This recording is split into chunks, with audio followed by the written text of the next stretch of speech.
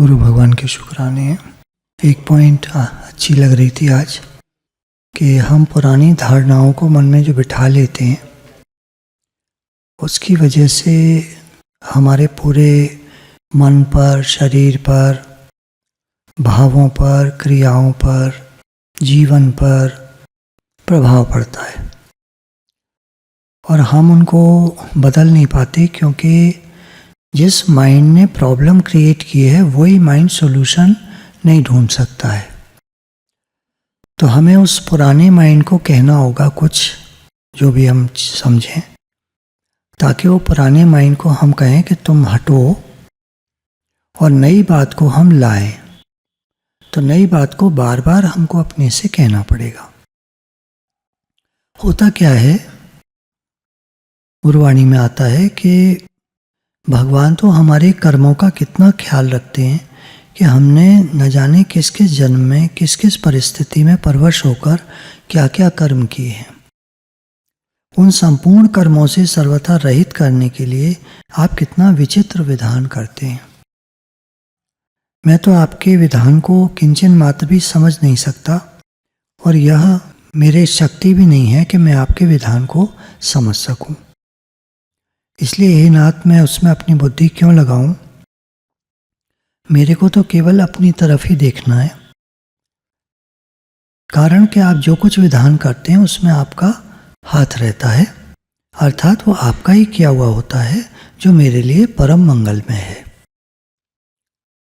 हे नाथ, आप समता बोध ही नहीं, दुनिया के उद्धार का अधिकार भी दे दें तो भी मेरे को कुछ मालूम नहीं होना चाहिए कि मेरे में कोई विशेषता है।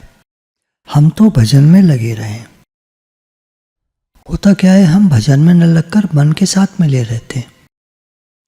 तो बार बार हमें एक बात, एक लाइन ऐसी बनानी पड़ेगी जो अपने से बार बार कहना पड़ेगा। पुराने जो फीडिंग है, पुरानी सबकॉन्शियस माइंड को हटाने का एक ही तरीका है कि अब नई फीडिंग को बार बार कहना पड़ेगा।